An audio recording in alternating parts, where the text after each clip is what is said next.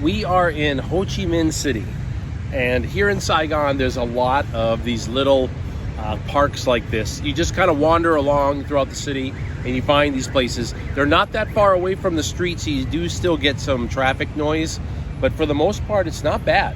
I mean, you'll get like a horn will honk or a scooter will go by or something like that, but really it's quite peaceful considering this is a very congested city with a lot of people. It's a massive city, and you can just find a nice quiet park right in the middle of it. So I want to talk today about cost of living, specifically an opportunity that came up for a job back in my home state of Hawaii that was for $80,000.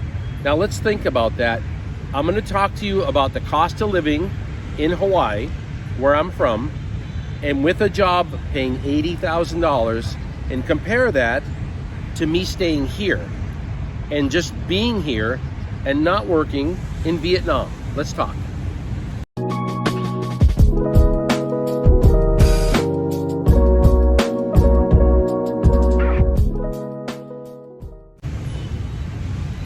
Oh, I love these Vietnamese coffees.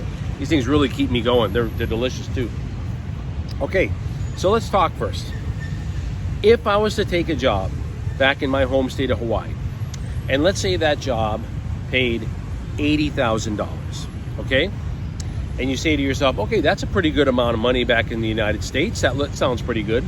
Well, you got to understand that, first of all, the state of Hawaii has the highest taxes you can possibly think about. So between federal taxes that are going up, state of Hawaii taxes that are going up, you might as well take half of that and it's gone. So now you're down to $40,000, okay?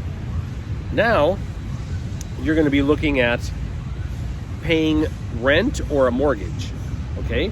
And probably in the state of Hawaii right now, especially in Honolulu, you're probably looking at, if you're paying a mortgage even, you're probably paying probably between $2,500 and $3,000 a month.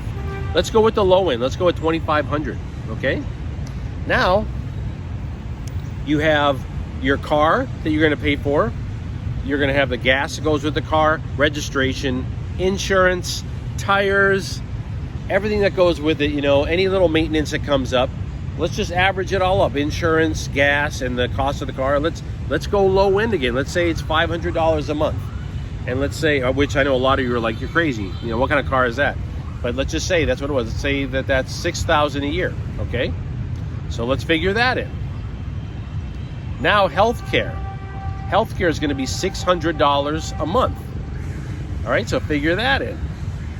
Now, this is before we even get to having food, any food on the table, before we have any type of entertainment, before any type of living, any emergency that comes up. How much is left over for food per month? How much is left over for any emergency that comes up? How much is left over if you have to go to the hospital real quick? And here's another thing to think about. What is left over for you to invest for retirement? Nothing. It's like you're going to be working forever. So by traveling here, let's look at the numbers now, okay? First of all, the cost of staying in the hotel that I'm at, the hotel, okay, is going to be about $600 a month. That's a $2,000 savings right there per month. All right. I don't have any car. I just use either walking, or if I do need to go somewhere, I have public transportation, which Asia is fantastic on their public transportation. But then you also have all these little scooter cabs. You just go up there, you show them the cell phone. If they don't speak English, you just show them the cell phone, say, I want to go here. They look at it, you get on the cab and you go, okay? And I think that's a lot of fun myself. But that's if you actually need to go anywhere. I generally don't need to go anyplace. Just the surrounding area right where I'm staying is good. Every once in a while I'll take public transportation and go somewhere. And all the costs that go with that car, gas, insurance, nothing, okay? Medical insurance. You can get travel medical insurance, full coverage for about $100 a month. Oh, there's one of those scooters I was telling you about. So that's a $500 a month savings right there on medical insurance. How about food? I'm eating meals here for $1.50. Entire like bowls of food, the pho with all the vegetables and meats, the sandwiches that I like, any meals that you want to stop by and get, unless you go to an expensive restaurant or unless you're trying to eat at some kind of a, you know, every once in a while you might find a place that is kind of touristy and they're actually trying to get the tourists to go in there. Those places will cost a little bit more. But if you're eating at the nice little local shops, the local street food vendors, you're paying $1.50 a meal. And at the end of the year, not only do you have money for an emergency fund, not only do you have money to invest for retirement, but you haven't worked. But you have to get to the point to where you have enough income coming in from your investments to cover the numbers that I'm showing you for living here. And that can take time. And that's a subject for a whole nother video. But what I wanted to mainly go over in this video was the difference in the cost of living. How you can actually save money living here, okay?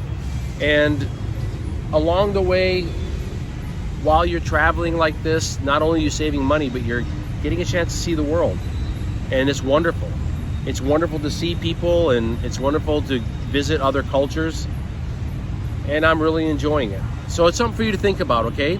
There's a job opportunity that was offered me compared to me just staying here and not working. At the end of the year, I have more money here to invest, to build my retirement, than if I went back and I started working that job. Think about that.